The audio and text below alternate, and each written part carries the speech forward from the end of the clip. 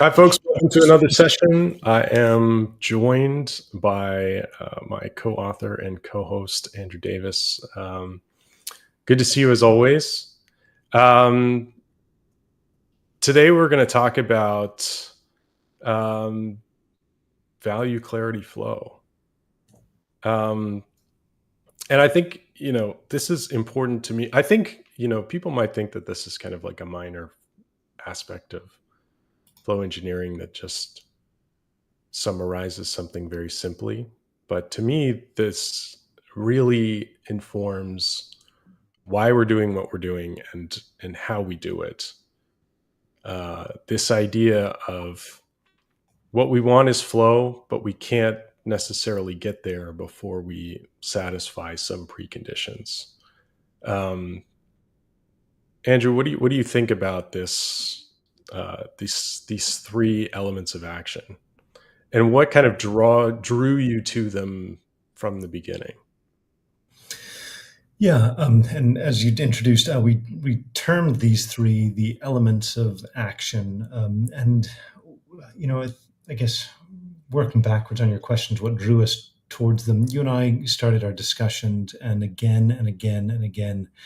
Originally, I think the topic that started coming up was clarity, right? And that the challenge that teams were facing was a lack of clarity, and um, we came to that conclusion strongly and independently. And then we noticed Karen Martin had written a recent book on clarity, and we began to tap into other sources that were pointing to that a simple confusion. Like I'm operating now in a 200 person company, which depending on your how you measure things is either large company, small company.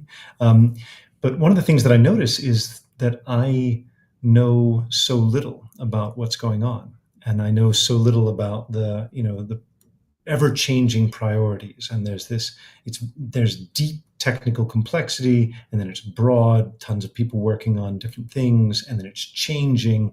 And so the difficulty for any person to kind of hang on to the full picture is very high. And even as you come into a team, even the basics like who's upstream of you and who's downstream of you, and what are the variety of processes that you plug into, and what's going to happen if you don't respond to that email, and so forth. And so then realizing that a lot of the poor coordination that we see in organizations is just due to the difficulty actually knowing what's going on at that kind of scale. And I think we work backwards from there to say, well, what we really are trying to get is flow, steady, smooth workflow. And then, I don't know exactly the order at which we came about these, but we recognize that what drives all this behavior is a sense of value, even, for example, what's important, what's not important. As I'm trying to parse my inboxes and so forth, which things are urgent, which things are not urgent. Um, what to be effective in an organization, you have to make a reasonable assessment of that, and that means that each individual is continually weighting the value of different requests that come in. Certainly, if they're involved in at the intersection of multiple different streams of work. If you're in a relatively stable, simple workflow, maybe you can establish that, but it does, I think, impede the effectiveness of an organization. A lack of clear sense of value, lack of clarity in the overall process, and all of that contributes to lack of flow. Yeah, it's interesting because I think we both walked into this with clarity being top of mind, and it was from all kinds of different places. Kind of actually, it's interesting.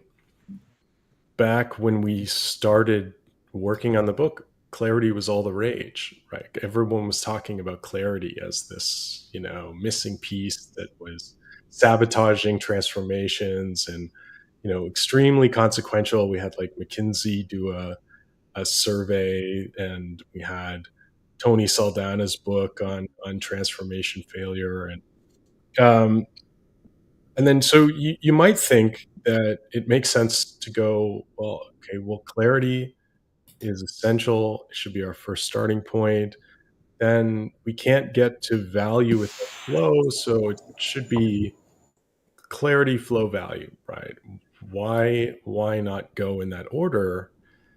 And I think, the thing that I kept tripping over was this idea of, if I don't know what's important, I don't know what to ignore, and I don't know what to focus on. And so I think it's very important to me that clarity is informed by a sense of value, especially in these situations where we're walking in to do things like flow engineering, and we can't do it on our own, right? So we need to have everybody on the same team, everybody on the same page about what are we trying to do and why is that important, and why haven't we done it already? And all of these questions are kind of underpinned by value, and clarity is a major piece. I think we went back and forth a lot about, if this is a truly chicken or egg thing, or if we could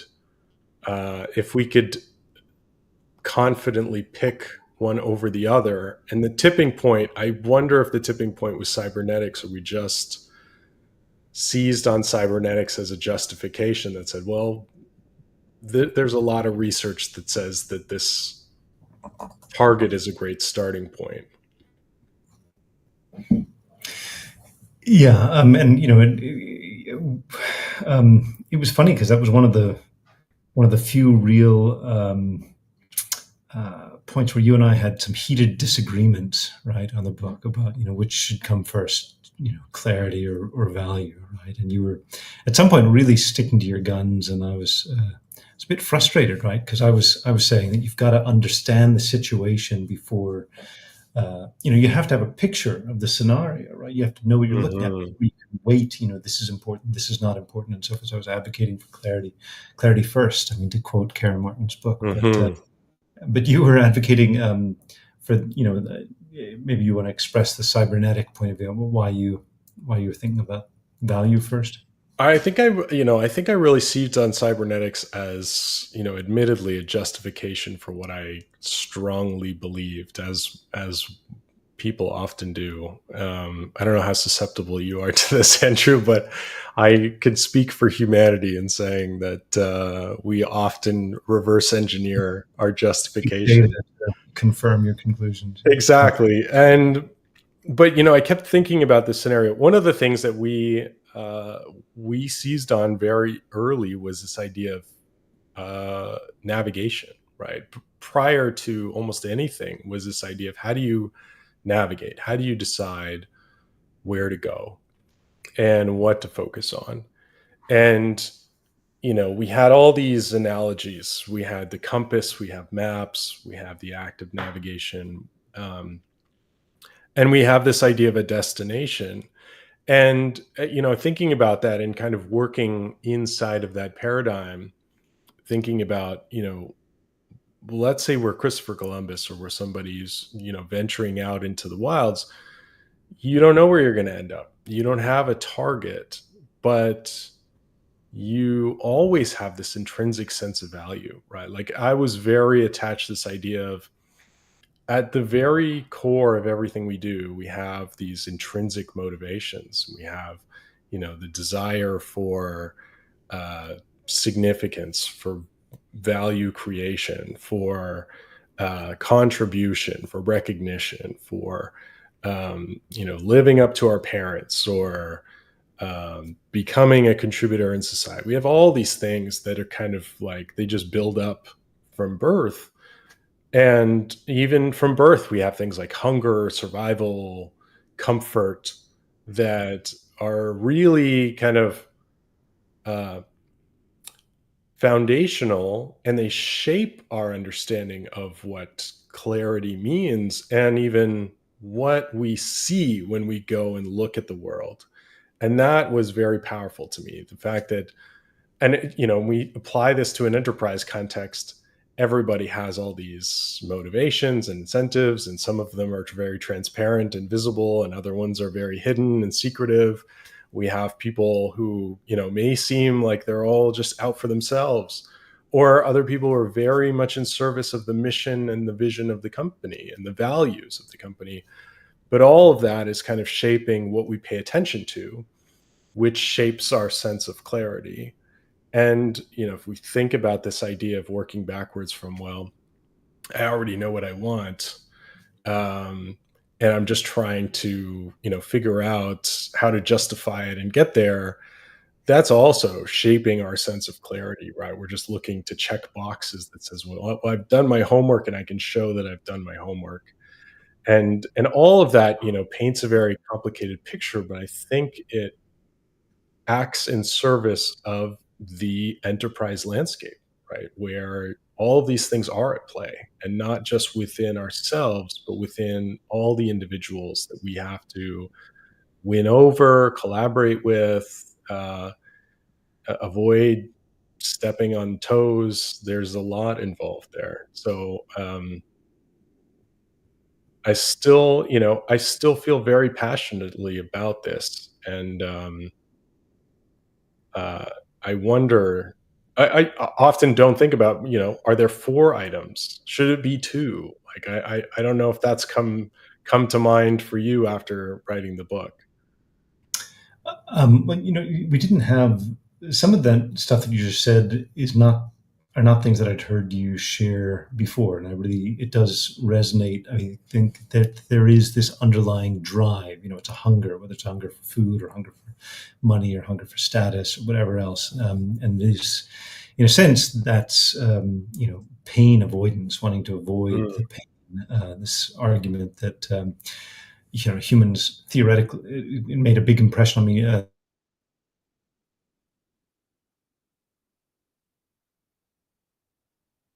Of motivators like carrots and negative motivators like sticks and so forth. But in reality, there's only one motivating force, and that is avoiding pain and reducing pain. And that it's the stick on one level that's always driving every organization.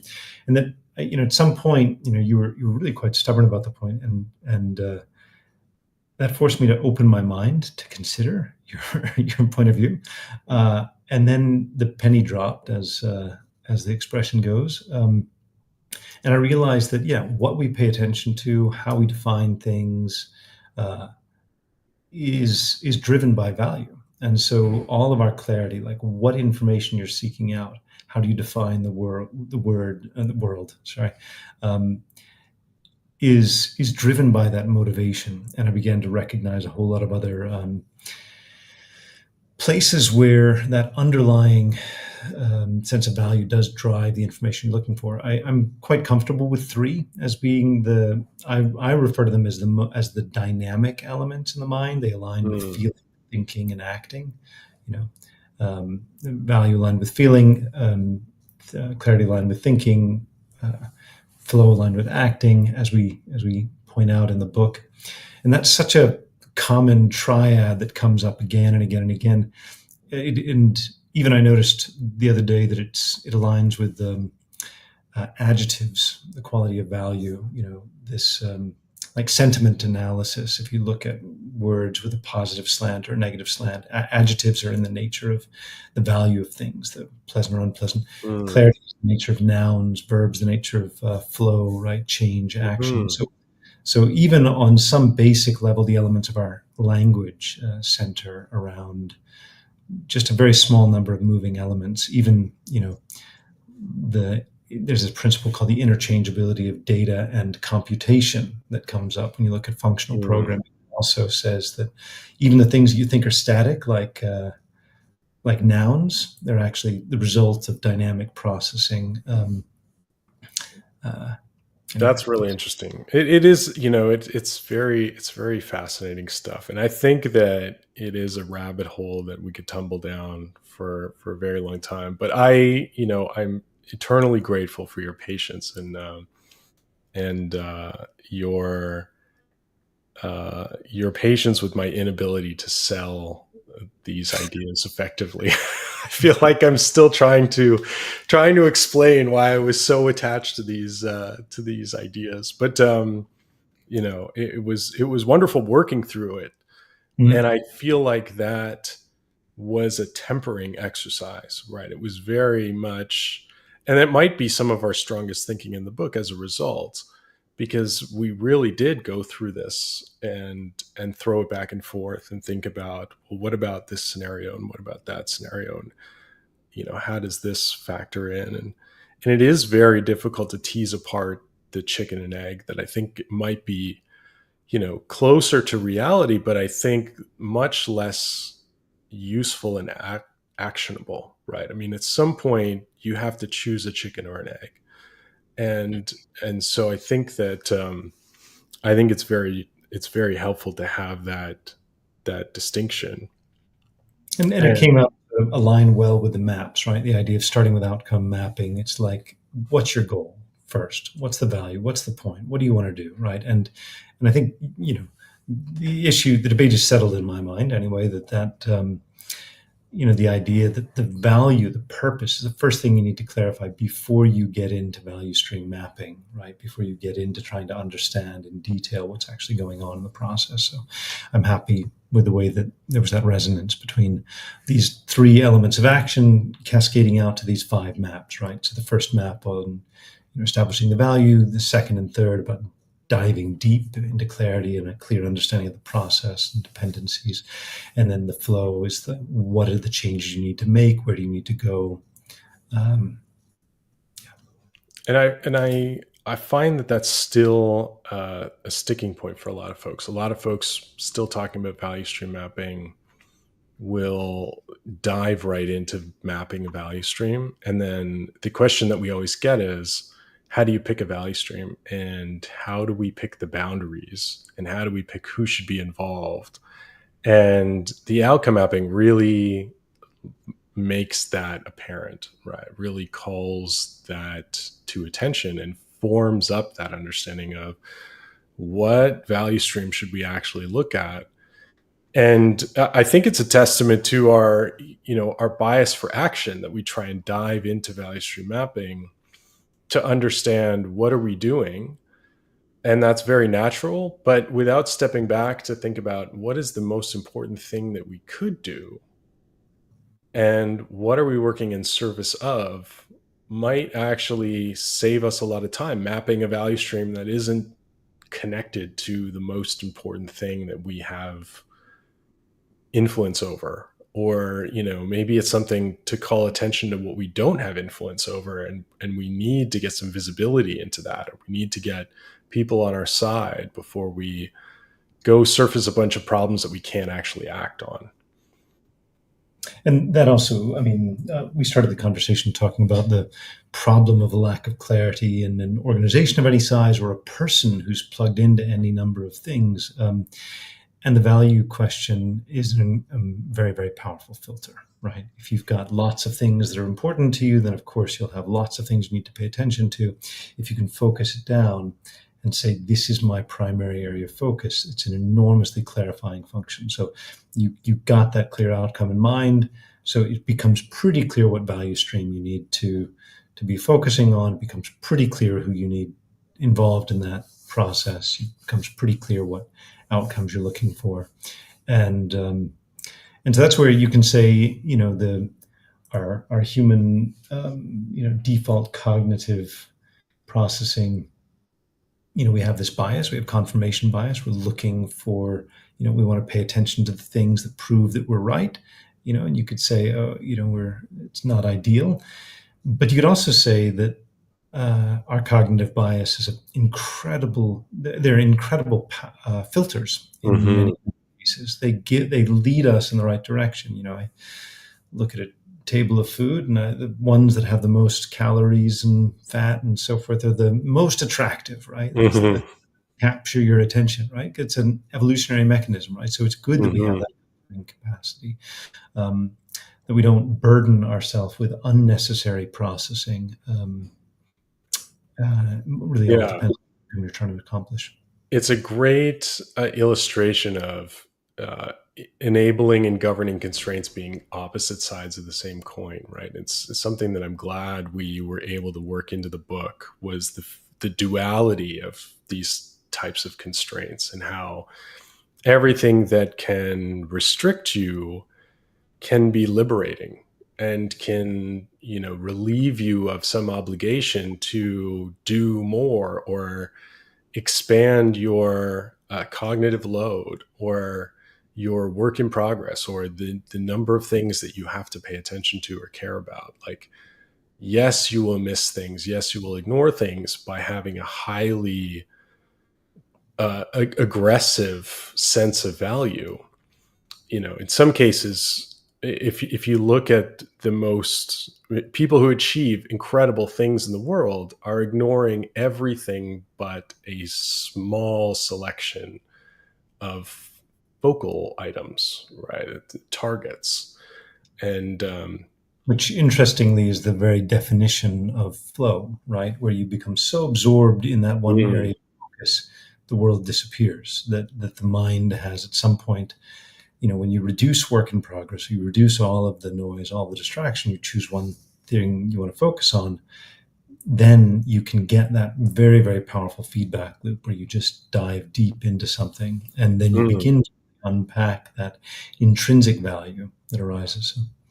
That's a great highlight. It reminds me of a video I saw recently of somebody demonstrates a difference between, they're illustrating laminar flow, like flow without any turbulence or disruption, just completely perfect stream of water in this case. They took a water balloon, and what they do is they kind of tape off a section, a small square on the water balloon, and then they puncture the water balloon. And what happens? The water balloon doesn't explode, collapse. You just get this perfect stream of water that if you actually film it, looks like it's not moving because the flow is so unified in the rate and the shape of it. It just looks like almost like a piece of glass shooting out from this water balloon. It's remarkable to see. And you think about the alternative, if you take a regular water balloon that's unconstrained and you puncture it, it just explodes everywhere, right? Goes everywhere, it does everything that it can do with a lack of constraint. And so it's very interesting. I found it very fascinating to think about that in terms of workflow, right? That this constraint can be an incredible mechanism for flow, which may or may not serve your purposes, right? I mean, you may actually want an explosion of creativity or innovation or disruption in a space, or you might want consistent, stable, predictable, efficient, low-cost flow. And being able to apply constraints being the difference between those things. And those constraints are enabled by a sense of clarity and informed by a sense of value to apply them effectively. Well, nice deep dive on these three elements of action: value, clarity, and flow. It gets a little bit philosophical, but one of the reasons we have enjoyed, I think, centering around these small number of concepts is that as we begin to internalize them, they have a great explanatory power, right? This idea of scientific principles or a small number of principles that can have a very, very high degree of explanatory power. So we found this again and again a useful way of framing and analyzing and digesting a variety of situations. So as always, joy to have a chance to discuss and think through this with you, Steve. Always a pleasure. Thanks, Andrew. Thanks, everybody. See you next time.